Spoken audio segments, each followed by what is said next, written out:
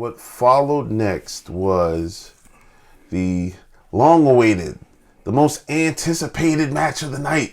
Just playing. Yeah, no. It was Edge and Miz. The Edge and Miz. It had the longest video package. It was definitely the one that they gave the most time and build to, but I think that also relied on what happened with Raw the past week, where they were just short-staffed and they had to really gel up and bump up the wedding renewal reception or whatever. Yeah. I think they spent WWE invested a lot of time in promoting this.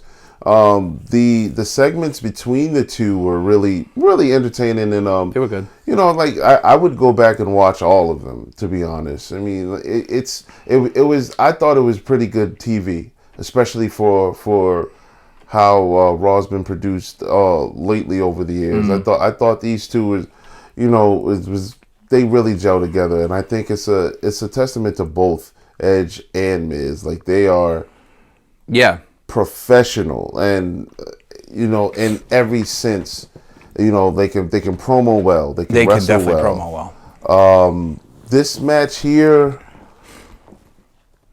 we watched this match, and like the whole time we spoke through the entire match. Because, like, this is, as you said, this is what prompted us to say, well, let's take a look at the rosters and let's see who we can pair Edge with. Who would we want to see him wrestle with? Like, where's the longevity and actually in both of these men? I mean, are we gonna stay with Edge versus the Miz all the way up until WrestleMania? Yeah, like it spawned a great discussion. And a debate over who we should see Edge paired with. And it was shockingly disappointing. Shockingly disappointed versus Edge against anyone in the East in AEW. In AEW roster. Anybody. But getting back to the match, like you said, like you got two world-class professionals that know how to wrestle, that know how to tell a story. Regardless whether you like Miz or not, like, he's good. He is. I think that the Miz is good in the ring. He's entertaining outside the ring, and obviously, given the outside WWE opportunities that he's been given, that can justify that. And like these guys went in and they told a story. Maurice was there at the ringside. Right. She played a factor. It was good seeing Beth Phoenix again. Yeah, so that happened during the match. Like, the match itself was really good. It didn't have any, mess ups. It wasn't sloppy. It wasn't slow. Even though we talked through it, I still saw it peripherally. Yeah. Like, I could appreciate it. Yeah. I was watching every step of it. And one thing I've noticed is that whenever you get two veterans in, or anyone that's been a champion before, there's going to be a false finish involving a finish. Yes. Regardless how screwy it's set up. Yep. Maurice hits Edge, slaps him with a purse. That's what it was. I didn't even know what the object was. I was like, what did she hit him with? Yeah. It was the purse right into the skull crushing finale. That if it could have been anybody. If that was Ricochet, this match would have been over. That would have been done. It would have been done. It's Edge, 1, 2, their count. We know that. The crowd popped. Yeah, it was. Certain things just always work, and I appreciated seeing that, but like, I knew it was going to happen. But that I'm not going to take any points away from for that. But you alluded that you had an interesting take on this. Yeah, so this, as you alluded to, it spawned the conversation because I am a big Edge head. I always have been. And, him coming back from the injury and the way he came back, there's a couple instances that have taught me lately to truly say never in wrestling. Because Edge was one of those. When I watched his retirement, when it happened in 2011 or 2012 on Raw, I cried my eyes out. I was so sad because it was so premature, and he is one of the best to ever do it. And I was just like, oh my God, there's so much untold left, But but he really did it all, but I still wanted more selfishly. But he was the one, like, you could say, like, everyone unretires in wrestling. Foley unretired, Flair unretired, Hogan countless times. Edge, you were like, no, he's done. He physically can't do it. You can't see him coming back from this. Now, a lot of years had passed, and he's back.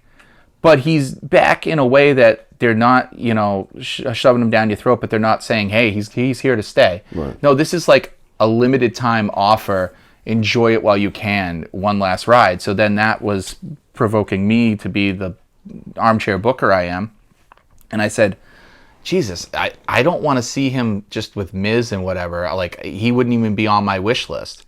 And then this really made me sad because Danelle, Mr. Wonderful, pointed out that, well, who would you put him against? And I said, oh, geez, like I would. And I just froze up. I was like, damn, I struggled to get like 3 really big contenders. And then when you're talking about just on shows, it was really paper thin. And to a point where we were like, is Samoa Joe still active in the roster? Like, we had to invent people.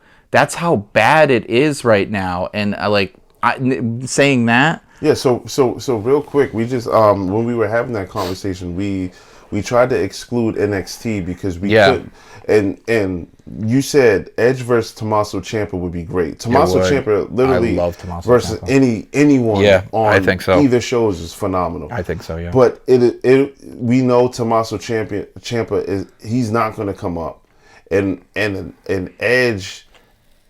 Not going to go down, I don't think. I don't like to call it that. I know. He's not going to... I think it's more of a lateral movement. Yeah, he's not going to move there. NXT is great, but I mean, like, if... does enough people watch NXT to plug Tommaso Ciampa and Edge at a WrestleMania? I don't think so, to be honest. That's the only thing I'm worried about. They're trying to work AJ Styles in NXT right now, which is great for NXT. And cool for AJ, and great for us to see in-ring action. Like, you're going to get high caliber. Yeah. It's just a fact. You get the highest caliber of wrestling out of NXT because they're hungry. They don't ever phone anything in. Right. But with Edge, now after seeing this, I'm like, Jesus, there's a very thin list of competitors, and I don't want him to become a novelty act. Like, I don't want him on every pay-per-view now because there's really nobody to really push him against. So you have to ration Edge out. Yeah, you have to ration him out. Now, originally I was like, give him the title, but it's the Roman situation. Like, who do you want to see him with? And there's only a few, like AJ Styles. Now that we talked about him tonight, Drew McIntyre would probably be entertaining. But there's not... How about this? Is there anybody that you can think on the roster that's under 35 that you would like to see Edge wrestle? We said Ricochet. With a program. Oh, with a program. Yeah, I don't think Edge and Ricochet could do it.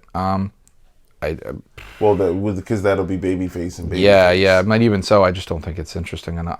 No, there isn't. Nothing that jumps out at me, and that's a scary thing. Like, that's what made me think about this. Well, it prompted another discussion, which was, tied into this, is how the hell is WWE going to pull off 2 nights of WrestleMania?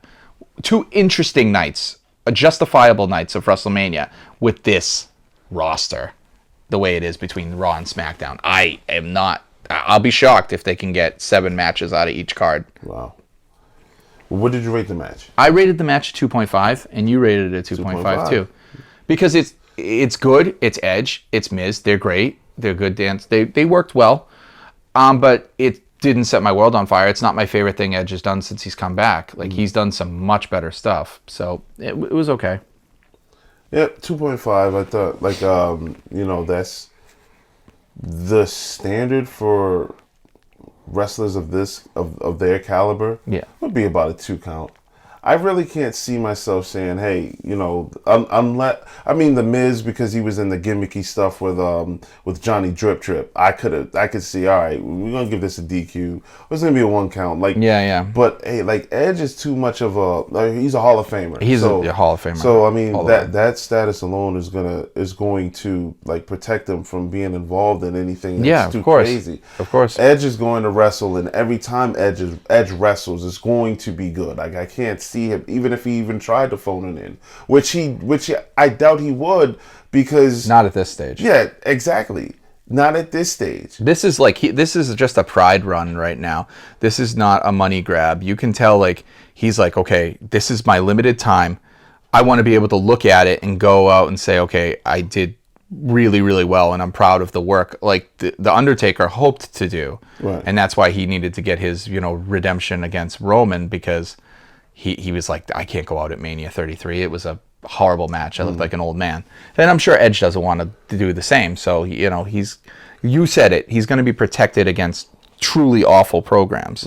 But this was not a top tier program. It was top tier for this card and this event, but it was not a top tier program compared to events of the past or good events of the past. No. Put it to you like this: did you watch AEW Full Gear yet?